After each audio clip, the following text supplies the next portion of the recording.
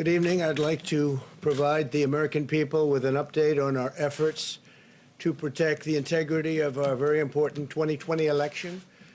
If you count the legal votes, I easily win.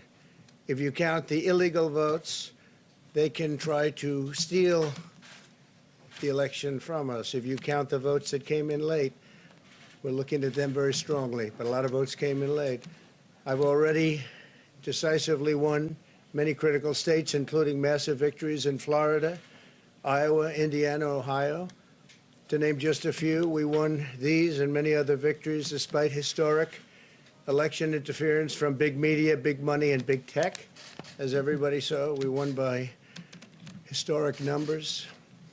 And the pollsters got it knowingly wrong. They got it knowingly wrong. We had polls that were so ridiculous, and everybody knew it at the time. There was no blue wave that they predicted.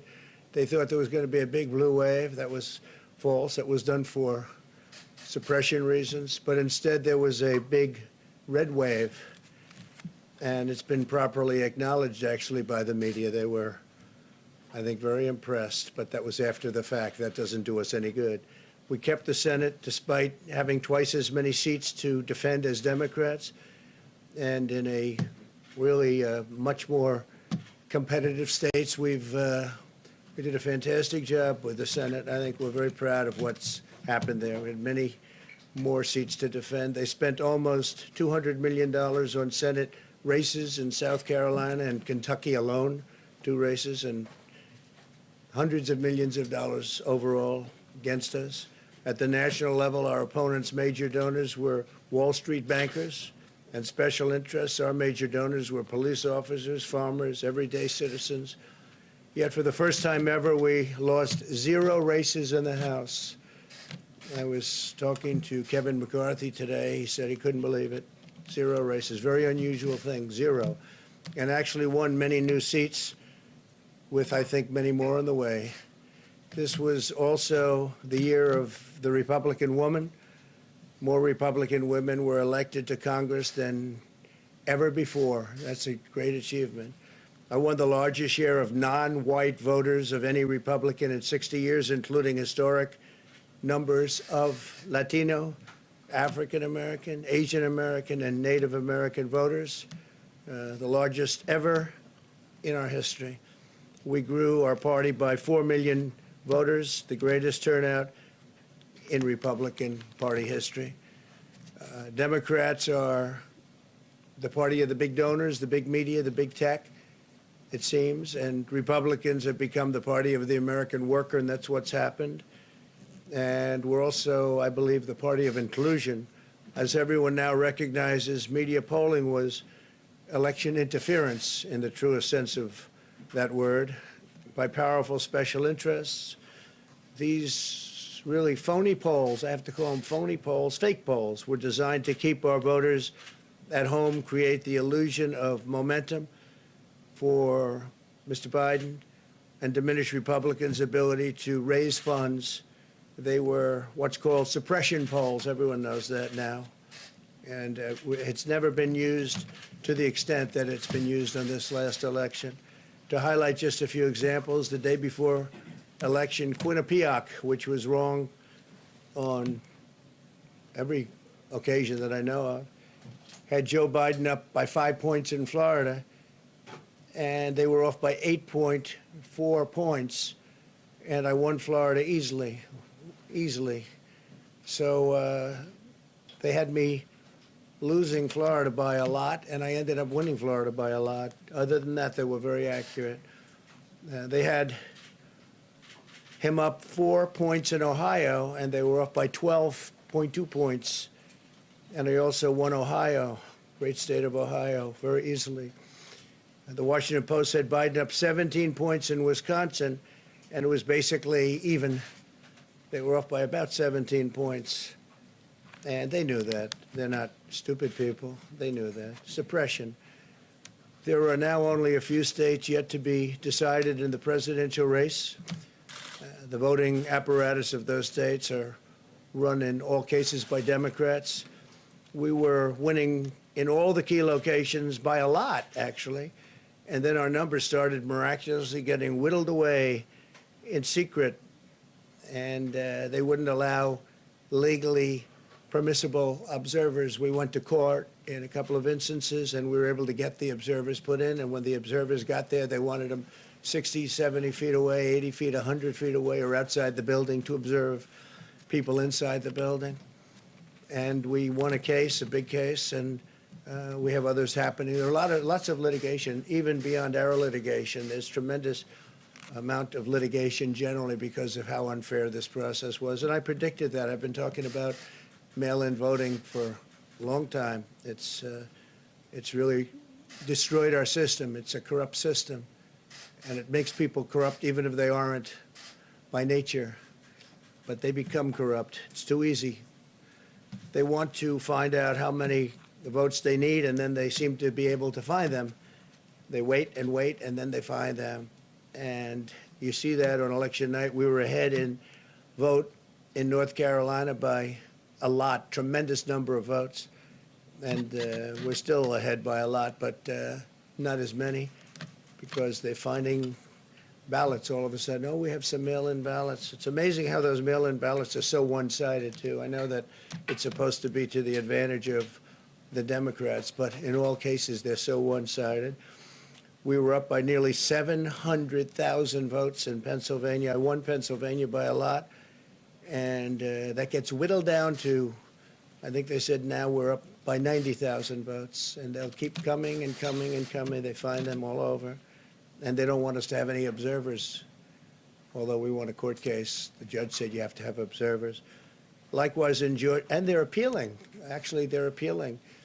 We won a case that we want people to watch, and we want observers, and they're actually appealing, which is sort of interesting. I wonder why they'd appeal, that all we want to do is have people watch as they do the vote tabulations. Likewise in Georgia, I won by a lot, with a lead of over getting close to 300,000 votes on election night in Georgia. And by the way, got whittled down, and now it's getting to be to a point where I'll go from winning by a lot to perhaps being even down a little bit. In Georgia, a pipe burst in a faraway location, totally unrelated to the location of what was happening, and they stopped counting for 4 hours, and a lot of things happened. The election apparatus in Georgia is run by Democrats. We also had margins of 300,000 in Michigan. We're way up in Michigan, won the state. And in Wisconsin, we did likewise fantastically well. And that got whittled down. In every case, they got whittled down. Today, we're on track to win Arizona. We only need to carry, I guess, 55% of the remaining vote, 55% margins. And that's a margin that we've significantly exceeded. So we'll see what happens with that. But we're on track to do okay in Arizona. Our goal is to defend the integrity of the election. We'll not allow the corruption to steal such an important election, or any election for that matter. And we can't allow anybody to silence our voters and manufacture results. I've been doing a lot of public things for a long time. I've never had anything that's been as inspirational, by people calling, talking, sending things to us. I've never seen such love and such affection and such spirit as I've seen for this. People know what's happening, and they see what's happening, and it's before their eyes. And there are many instances which will be reported very shortly. There's tremendous litigation going on, and this is a case where they're trying to steal an election. They're trying to rig an election, and we can't let that happen. Detroit and Philadelphia, known as two of the most corrupt political places anywhere in our country, easily cannot be responsible for engineering the outcome of a presidential race, a very important presidential race. In Pennsylvania, Democrats have gone to the state Supreme Court to try and ban our election observers, and very strongly. Now, we won the case, but they're going forward. They don't want anybody in there. They don't want anybody watching them as they count the ballots. And I can't imagine why. There's absolutely no legitimate reason why they would not want to have people watching this process, because if it's straight, they should be proud of it. Instead, they're trying, obviously, to commit fraud. There's no question about that. In Philadelphia, observers have been kept far away, very far away, so far that people are using binoculars to try and see, and there's been tremendous problems caused. They put paper on all of the windows so you can't see in, and the people that are banned are very unhappy and become somewhat violent. The 11th Circuit ruled that in Georgia, the votes have been in by Election Day, that they should be in by Election Day, and they weren't. Votes are coming in after Election Day. And they had a ruling already that you have to have the votes in by Election Day. To the best of my knowledge, votes should be in by Election Day. And they didn't do that. Democrat officials never believed they could win this election, honestly. I really believe that. That's why they did the mail-in ballots, where there's tremendous corruption and fraud going on.